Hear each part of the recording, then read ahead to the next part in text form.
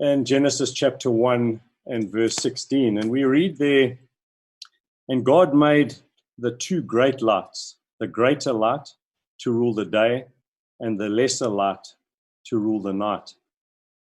And when we look at that passage and we just think about our experiences in observing the sun and the moon in the sky, it begs the question, which light is the bigger one? And when we look at them in the sky, and again, obviously I'm not suggesting you go out and look at the sun when it's at its brightest in the sky. You'll do some damage to your eyes. But you are able to look at the sun just before sunset or just after sunrise, and I'm sure we've all had that opportunity and done that. And likewise, we can too observe the moon when it's full and have a look at it when it's just above the horizon, it's rising or setting. And if you think back to that, you'd have to cast your minds, which one do you think actually looks bigger? And obviously I can't get an answer from you because we're sitting on the other sides of screens, but obviously in your own mind you can think about what your answer would be, which one looks bigger. And if we go and try and measure what we see, and it's and I challenge you to actually go and do that. You can either just take simply your thumb or a ruler, hold it at kind of arm's length so that you've got a standard sort of distance, hold it up to the sun when it's just above the horizon, measure roughly what you see at the end of your arm, and when you get the opportunity with a full moon, do the same thing. And what you'll find when you, surprisingly, when you do that, is that you'll establish that there's in fact actually no difference. This is what you're going to see. They look, in fact, exactly the same size. And that might come as a bit of a surprise, that they are, in fact, exactly the same size in the sky. And yet Moses wrote 3,500 years ago that the sun was greater than the moon. And the Hebrew words for greater and lesser are more about size than, say, brightness. And I've just put up those two Hebrew words.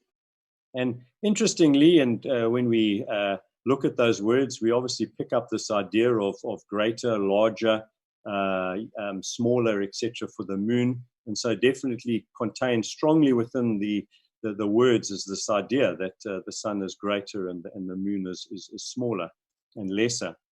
But the interesting thing, a little bit further down, we even actually pick up this hint almost of possibility of an age in these Hebrew words. And so in other words, that the sun is maybe older than the moon, but that's a topic and a direction for another day. But ask yourself the question, how could Moses know that the sun was larger than the moon when by his or anyone else's eye? And remember that he had no telescopes or scientific equipment to be able to measure the respective sizes of the sun and the moon. So how could Moses, with his naked eye, looking at exactly what we see ourselves, when they appeared to be the same size in the sky, how was he able to write these words that the sun was greater in size than the moon? And obviously the answer we know full well is that the one who made them knew what size he had made them, and he told Moses what to write. So if we go and have a look at the sun, and I've just drawn this yellow disk, which you should see on your screen, and we can get some idea of its size relative to the earth. Not sure if you can see the earth there. If you've got this up on a large screen, might be a little bit more obvious, but right over there is the earth, and as near as I could get it on a computer screen, that's about the relative size of the earth to the sun. And if you thought that was just a speck of dust on your screen, that's the moon located between the earth and the sun. And again, if we just blow this up, blow the sun up so that we can get a little bit more perspective, we can see that Moses wasn't half exaggerating. The sun is indeed significantly greater than the moon. There's no little about it. And again, this is a question I've asked when we've had live audiences, just for, and you can in your own mind, if you're sitting with other people watching this, shout out amongst yourselves, how many moons do you actually think you could actually fit inside the sun if you pack them in there?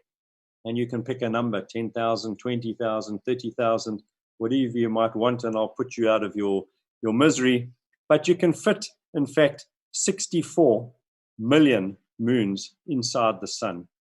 In fact, if you counted the moons as you filled up the sun at 1 moon a second, it would take you just over 2 years without doing anything else. No sleeping, no eating, nothing but counting that moon. So this sun is truly greater than the moon. And when we look at the sun and the moon, we pick up in terms of the diameter of the sun. The sun is 1.3914 million kilometers in diameter, a number that we just can't even get our heads around. I think the moon, on the other hand, is something we can, a bit more palatable, 3,474 kilometers, so a little bit less than the distance from London to Jerusalem. But the interesting thing is when we divide the diameter of the moon into that of the sun to get an idea of this size, we find that the diameter of the moon goes exactly into the sun's diameter 400 times, not 301 or anything like that, almost exactly. There's a small decimal point, but 400 times. And one of the interesting points about both the sun and the moon is that the path or orbit that the earth takes around the sun as it revolves around the sun, or that the moon in fact takes around the earth, is not a perfect circle. So it's what we call an elliptical orbit, and they have a varying point in terms of the distance that they find themselves, the moon from the earth or the earth from the sun, as they travel around in their particular revolution. And we find in the case of the moon, its furthest point is known as the apogee, and its closest point, the perigee. And so we have this range of distances falling within those parameters. And in addition, when we observe either the sun or the moon, the distance we are really looking at is from the surface of the earth, where we are obviously standing, to the very center of the sun or the moon, since we are really, in a sense, I guess, seeing the edge or the equator of either of them. So if that diagram illustrates it to some degree, that's pretty much what we're seeing in terms of the distance from where we're standing on the earth to either the center of the sun or the center of the moon. But because they both vary in distances throughout the year, if we had to take a ratio of these two different distances, the ratio of the distance from the earth to the sun divided by the earth to the moon, we obviously get a range of possibilities, and I've put them on this graph. Don't focus on the detail, but it covers all possible ranges, and they basically fit within what's called a parallelogram. So every possible ratio of the distance to the sun divided by the distance to the moon is covered by that parallelogram. And if you take the dead center of that parallelogram, so it's a kind of almost perfect average, if I could term it that, right at that center inside that little red circle, what value do you think we get? And the answer is 399. It's as close as you can get to 400. So in other words, it's the same ratio that we had for their diameters. And so what does all this mean? Well, it explains two things. It explains why the sun and the moon appear to be the same size when we look at them. If you think of just an object, if you had something that was twice the size of another object, let's just say a pencil or a stick, if one stick was twice the height of the other stick, and you placed the tallest stick twice the distance away from you, when you observed them, they would appear to be the same size. So something that's twice the size will appear the same size if it is placed twice the distance away. But when we look at this range of ratios that we have, it also further explains why, when we see a full solar eclipse, that the sun fits perfectly behind, or is perfectly covered by, the moon. And obviously, to clarify at this point, this is not just some science lesson drawn from Genesis chapter 1 and verse 16. There's so much more that God is obviously trying to tell us here. And look at what he says 2 verses earlier in Genesis chapter 1 and verse 14. And here God says, "Let there be lights in the expanse of the heavens to separate the day from the night." And we know he's talking about the sun and the moon. And he says here, "And let them be for signs and for seasons and for days and years. So here, God is giving the reason or purpose behind why he made the sun and the moon in these four points that he brings up here. And if you had to go and ask someone, possibly a friend, a work colleague, maybe even a scientist for that matter, what purpose the sun and the moon serve for us here on earth, I don't think you'd get a great deal in the way of agreement with what God has said. There's some similarities, but not entirely. The scientist or colleague or friend would perhaps maybe say that primarily the sun in this case, they provide light. The moon does provide a bit of light at night as well, but the primary purpose of the sun then would say would be to provide light. And really, when we think about light, what is it? It's really energy for life. Without the sunlight to make plants grow and turn into food for animals and for us to eat, there would be no life on this planet. We need that sunlight to provide the energy and the light to this planet for everything to grow and for things to live. And that's pretty much what God said in verse 16. Likewise, also with that light, without the warmth and the heat that comes from the sun, the planet would soon freeze over and there would be no life. Other reasons that might be given to you as to the purpose behind the sun or the moon would be to give us tides. And if you thought that it's only the moon that gives us tides, it's not. It's also the sun that has a role to play in our tides as well. Another reason given is that they mainly determine our time system, the days and the years, which again God also says in verse 14. But if you said that they give us our seasons, then you'd only be partly right. And why is that? Well, because the sun and the moon don't really give us our seasons. The sun has a slight role to play in that, but it's not the primary reason that we have seasons. We have seasons because of the angle of the Earth's axis, that angle being 23.5 degrees. If we had no angle, if the Earth rotated on a vertical axis relative to the sun, as the Earth went round the sun, the same amount of sunlight would fall on every place on the planet throughout the year, the same amount. And so there would be no seasons, no summer, winter, autumn, or spring. So it's the angle of axis of the rotation of the Earth that actually gives us our season, and not the sun and the moon. But looking at the four things that God says the sun and the moon are for, and I'm going to start with the last one first, because the last must be first. And so we're kicking off with the one in yellow there, the years. And when we look at the Hebrew word for years, it has everything to do with a revolution of time. And if you just think about that in its own right, Moses wrote this 3,500 years ago. It's only been in the last few hundred years even that man has stopped thinking that the earth is at the center of the universe and the sun rotates around the earth. And yet here was Moses writing this 3,500 years ago, and built into the very Hebrew word that describes a year is this concept of a revolution. So a revolution is intrinsically what that year means, and that must mean therefore that the earth revolves around the sun, and it takes a year to do that. If the sun revolved around the earth, there would be no seasons, there would be no year. We would just be having one day after the other. The next reason God gives is days. And again, days here in the Hebrew has more this idea of from sunset to sunset.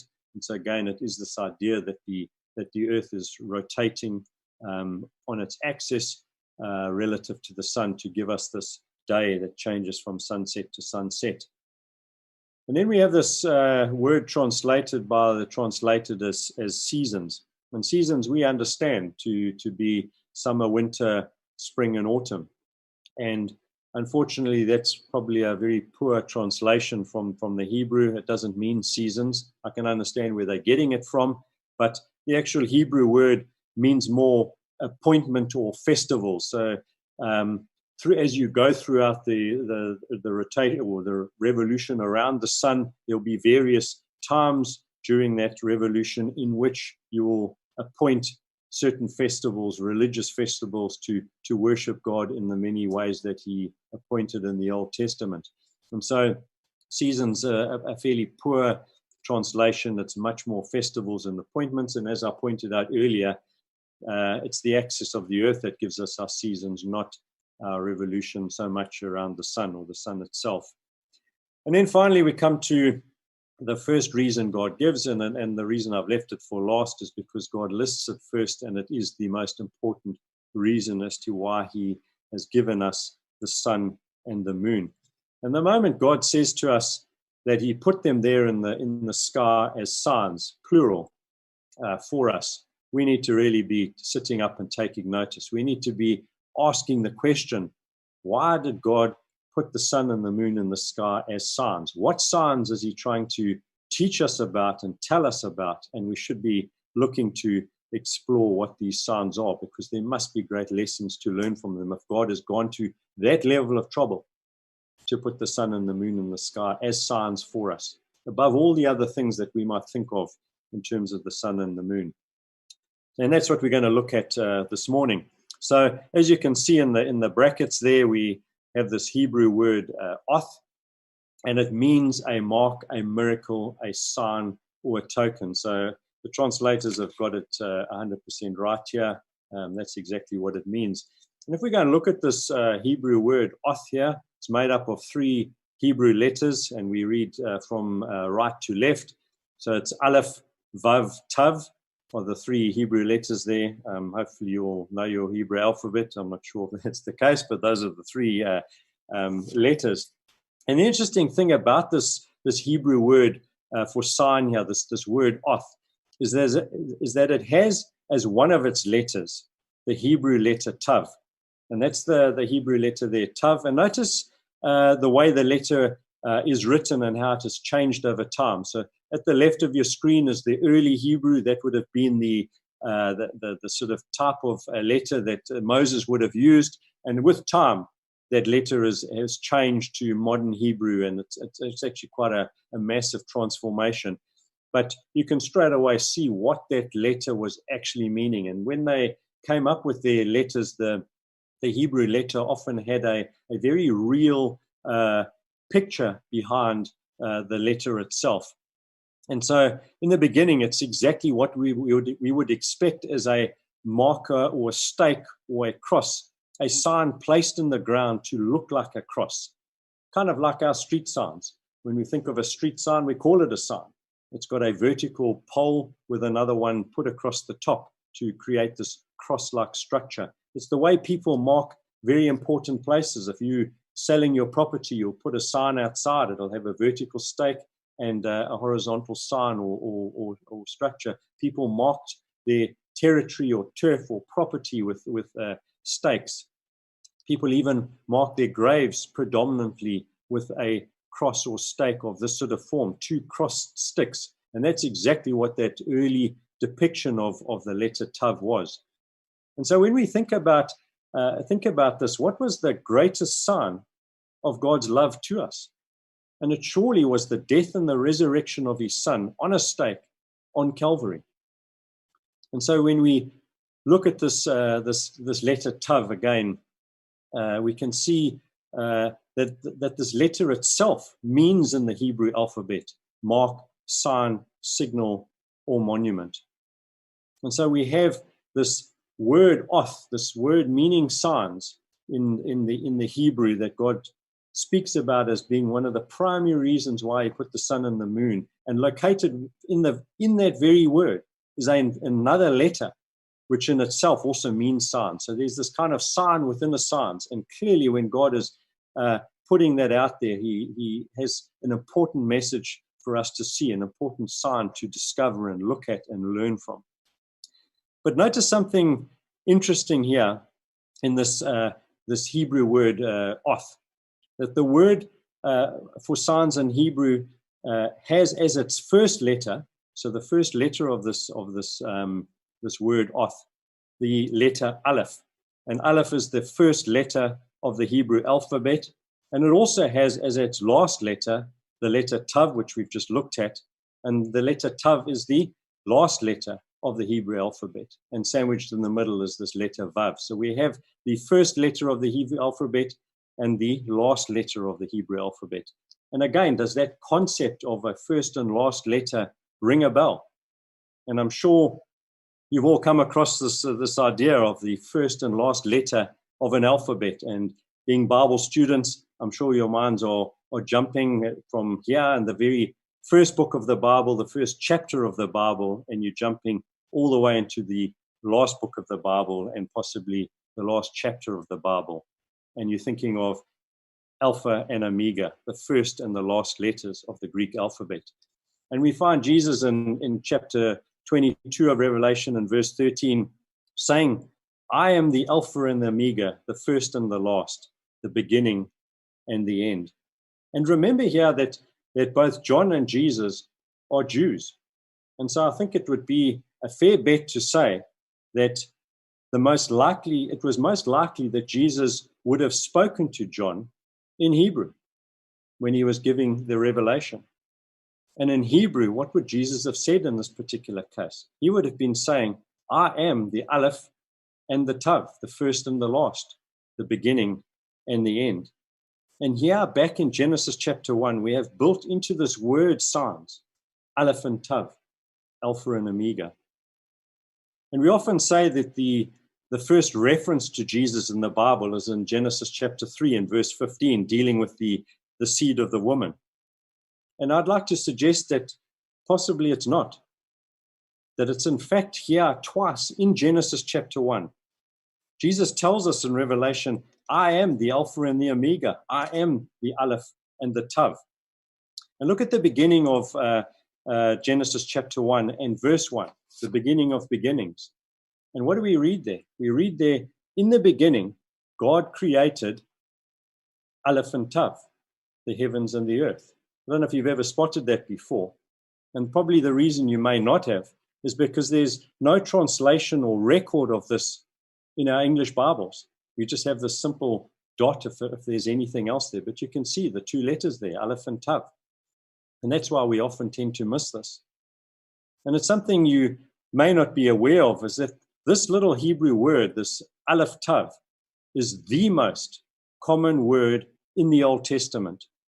But it is almost never translated, and yet it occurs over 7,000 times. I think it's 7,302 times, and it crops up all over the place. And we know that Jesus was created in God's mind, in his plan and his purpose, even before the heavens and the earth. He was the lamb slain from the foundation of the world. I would imagine Jesus must have been the very first thought that came into God's mind as he came up with the idea of creation. Jesus is central, pivotal, and the first thing God would have thought of. And so is that not what possibly John was alluding to when he said, in the beginning was the Word? Which word? This word, Aleph, Tav, Alpha, Omega, Jesus? It's an interesting thought process. And so let's briefly look at a few interesting examples to illustrate this point.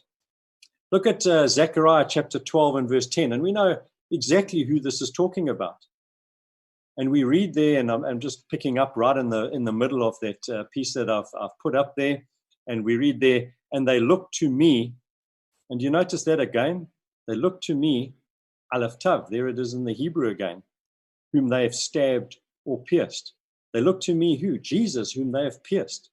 And again note that it's been left out of our Bibles. And if you're still in doubt, let's take a look at Exodus chapter 12 and verse 13. And we all know when the Jews in Egypt had to paint a sign in blood on their doorposts, we read that the blood shall be to you for a sign upon your houses. And notice just a quick aside here, that the sign was not for God or the angel of death. God and his angels don't need signs or directions to know which house to avoid. It's not like the angel of death was wandering through those cities where the Jews were and saying, there's a house with blood on it, I'm going to avoid that. And hang on, that house doesn't have blood on it, I'm going to go in there and do what I've come to do. But we read there, and I've underlined it, the sign was for them, to you for a sign. And note carefully here that while the translators have given us this word sign or token here, the Hebrew word, when we look at it up at the top there, up at the top, is this same aleph and tav. It isn't the proper word for sign. Remember, that was the word, the Hebrew word oth. We can see here that it's missing that middle letter vav. But again, the reference and the link is surely back to Jesus, the Passover lamb. And it makes you wonder whether they simply slopped some blood on the doorposts and the lintel, or whether they actually painted the letters aleph and tav as a sign, pointing to the real Passover lamb, Jesus.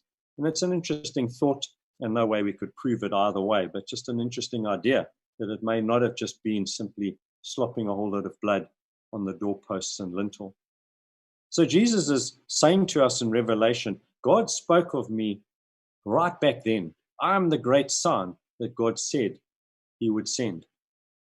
And so every day when you look into the sky and see the sun, and I know in the UK you don't have that privilege that we have in South Africa here of seeing it maybe that often. It's often hidden behind clouds. But when you get the opportunity to go out on a sunny day and you can look into the sky and look at the sun, what are you doing? You're looking at the sign God gave of the promise of his son.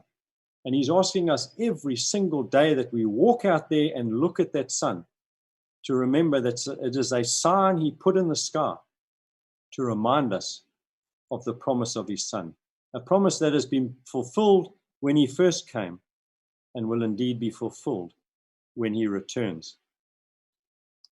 But the other interesting thing is that we know that the Hebrew letters also have values assigned to them. And so going back to our Hebrew word for sign, that word oth, we know that the first letter in the Hebrew alphabet is aleph, and it has the letter 1 assigned to it. The second letter in the Hebrew alphabet is bet. It has the number 2, and so on. We get up to the sixth letter in the Hebrew alphabet, which is vav, and that has the number 6 assigned to it. And we go all the way to the end. We get to that final letter tav, which is the 22nd letter in the alphabet. And if you want to shout out, I won't hear you from this side, but you, as the 22nd letter in the alphabet, what value do you think that 22nd letter has? And you can, if you're sitting with a group, you can shout it out, but I'll put you out of your misery again unless you know your Hebrew alphabet well. But if you thought it had the value of 22, you'd be mistaken, as we can see how they put their numbers together. But the interesting thing is that the letter tav has the value assigned to it of 400. And so where have we heard this number before? It's the ratio of the sun's diameter to that of the moon. It's the ratio of the sun's distance to us from the moon's distance from us. It's the value of the letter meaning sign contained in the word sign. Is that a coincidence? If it is, it must be one of the most monumental coincidences that has ever existed. Only in the last few decades have we had the knowledge and the scientific skill and equipment to be able to measure all of this. And you can trust me on this, Moses didn't. And so if this does not reinforce your faith in the authenticity of the Bible, then nothing will. I think God is saying to mankind, I don't care how clever you think you are and what age you might live in, but I will give you a sign to prove that not only did I create this universe with the sun and the moon in it, but I was the author of this book as well. Don't ever come to me and tell me I didn't give you enough proof. And I'm sure this is not the only sign that God meant us to see. I think there are many more, and it's well worth exploring and looking for them. But look again at that Hebrew word for sign, this Hebrew word oth. And when we break it up again into its letters, that first letter aleph, as I said to you before, the original Hebrew used a picture of something to come up with the particular letter. And if you look at that early Hebrew depiction on the left, you can see exactly what they've drawn there and what it was meant to mean. It's basically the head of an ox. You can see the ox's head with its two horns, and that ox represented power. It represented authority. It represented strength. It represented a leader. And so we can think at this point of Jesus, our leader, God's authority. The second letter, the letter Vav, again looking at that early Hebrew picture there, and you can see it means, or it comes from some form of tent peg that they probably would have used to hold down their tents. It was some form of hook or nail. And again, where does our mind take us to this? We think of Jesus, our leader, nailed to what? And we come to our third letter in this word, oth, tav, which we've looked at already. And we know that it means a mark, a sign, a signal, or a stake. And so we think here of Jesus being nailed to a cross or a stake as a sign. And so collectively we have here, when you think about this amazing little word for signs that God has given us here, we have collectively a summary of God's plan in the simple word of just 3 letters. We have here our leader nailed to a stake. And isn't that incredible? What an amazing sign God has given to us to encapsulate his plan and purpose with his son. And remember the values that we had earlier on with these different letters. We have 1 for Aleph, 400 for Tav, and we have that middle letter there, Vav, having the number 6, and we know what the number 6 represents. The number of 6 represents man. And so what again is God telling us here? He's saying, sandwiched between this Aleph and Tav, this word that means sign, is that this whole purpose that God has got here is it's all going to be about a man from God. This man, this leader, this authority, this one who is going to be nailed to a stake that has been sent by God is going to be a man, not part of a Godhead, not some angel, but a man born of a woman like us, but so much greater than us because he is God's authority.